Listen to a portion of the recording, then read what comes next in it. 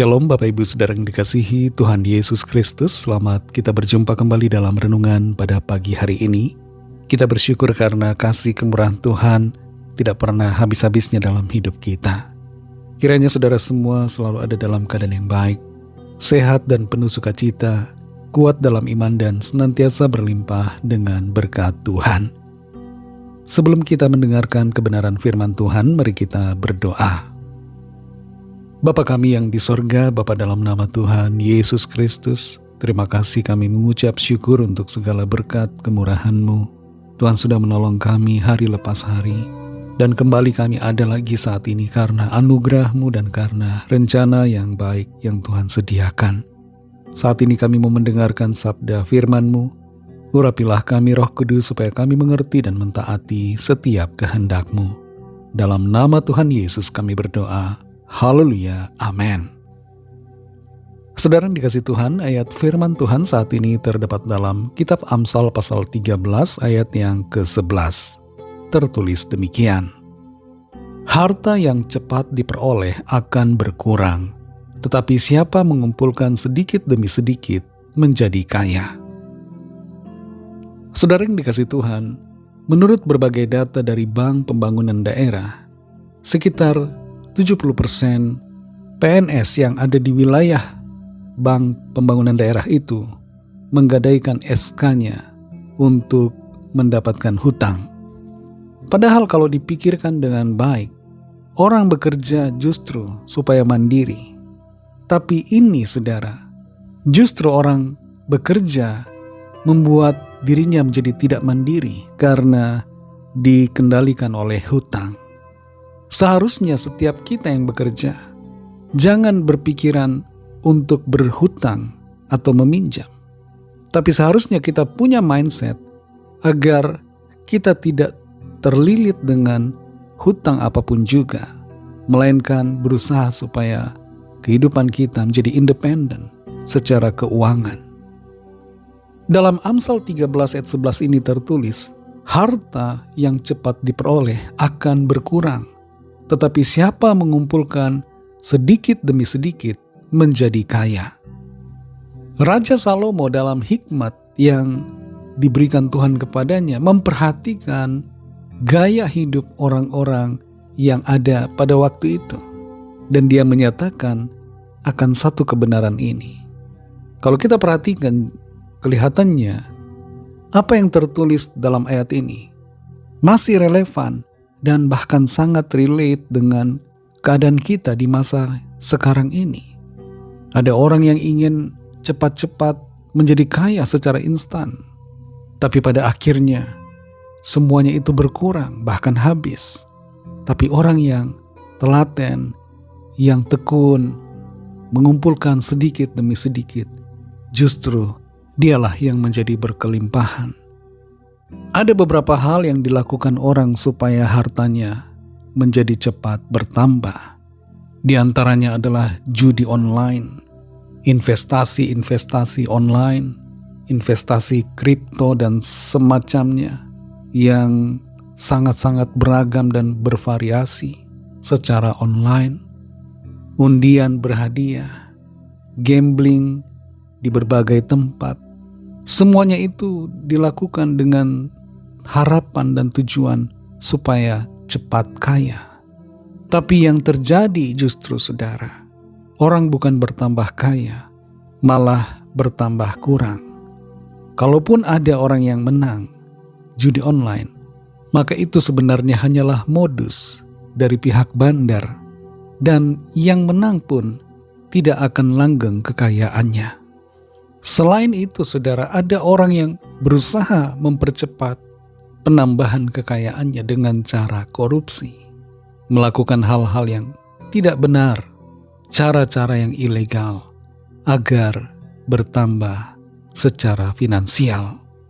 Cara yang demikian tidak akan membuat orang bertahan dalam kekayaannya. Namanya akan rusak, damai sejahtera hilang, dan bahkan kondisinya itu tidak berkenan kepada Tuhan. Dan cara yang lain adalah untuk mendapatkan harta yang cepat, orang melakukan pinjaman alias berhutang. Berhutang membuat kekayaan kelihatannya bertambah. Tapi hutang sebenarnya ibarat kita membeli masa depan untuk menikmatinya di hari ini.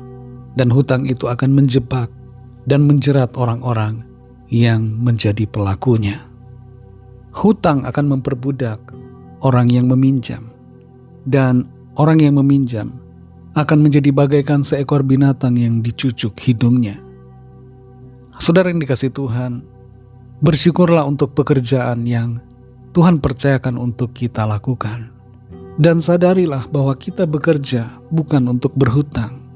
Singkirkan semua pikiran dan keinginan yang ingin segala sesuatunya instan. Bekerjalah untuk memuliakan Tuhan dan jangan susahkan diri kita dengan berbagai hutang dan pinjaman. Tuhan mau memberkati saudara dan saya.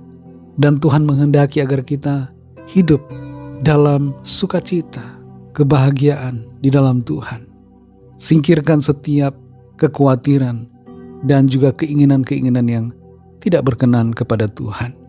Sabarlah menantikan waktu dan tekunlah dalam pekerjaan serta karya kita. Jalani hidup dengan ucapan syukur dan jangan tergiur dengan berbagai godaan yang justru akan menghancurkan. Mari kita berdoa. Terima kasih Tuhan Yesus, kami bersyukur untuk firman-Mu yang sudah kami dengar saat ini. Engkau Tuhan yang maha baik yang menuntun kami, memberikan kami hikmat pengertian akan apa yang perlu kami kerjakan. Engkau memberikan kami hikmat ya Tuhan, melalui seorang raja bernama Salomo, tentang bagaimana seharusnya kami menghadapi dan meresponi kondisi keuangan, bagaimana kami mengelola harta keuangan finansial yang Tuhan percayakan.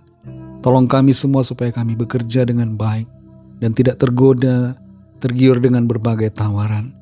Kami tetap sabar dan bersyukur dengan apa yang Tuhan berikan pada kami, dan kami sabar selalu dalam menjalani hari-hari bersama dengan Tuhan. Kami percaya Tuhan memelihara hidup kami. Tuhan akan senantiasa terus memberkati kami dari hari ke hari. Berkati kami Tuhan di sepanjang hari ini dalam segala tugas aktivitas kami. Pimpin dan sertai kami agar kami berkemenangan di dalam segala perkara. Lawatlah setiap kami Tuhan yang sakit, yang sedang dalam pergumulan, yang sedang dalam masalah apapun. Nyatakan kuasa pertolongan mujizat-Mu bagi kami yang sedang terdampak bencana alam, banjir, tanah longsor, dan berbagai peristiwa-peristiwa lainnya. Berikanlah kekuatan, penghiburan, sukacita, pertolongan dan jalan keluar yang daripada-Mu. Kami serahkan semua ke dalam tangan kasih-Mu. Dalam nama-Mu yang kudus, nama Tuhan Yesus Kristus, kami sudah berdoa dan mengucap syukur. Haleluya. Mari sama-sama kita berdoa, doa Bapa kami. Bapa kami yang di sorga, dikuduskanlah nama-Mu, datanglah kerajaan-Mu, jadilah kehendak-Mu di bumi seperti di sorga. Berikanlah kami pada hari ini makanan kami yang secukupnya, dan ampunilah kami akan kesalahan kami, seperti kami juga mengampuni orang yang bersalah kepada kami. Dan janganlah membawa kami ke dalam pencobaan, tetapi lepaskanlah kami daripada yang jahat, karena Engkaulah yang punya kerajaan dan kuasa dan kemuliaan sampai selama-lamanya. Amin. Terimalah berkat Tuhan. Tuhan memberkati engkau dan melindungi engkau. Tuhan menyinari engkau dengan wajah-Nya dan memberikan kasih karunia.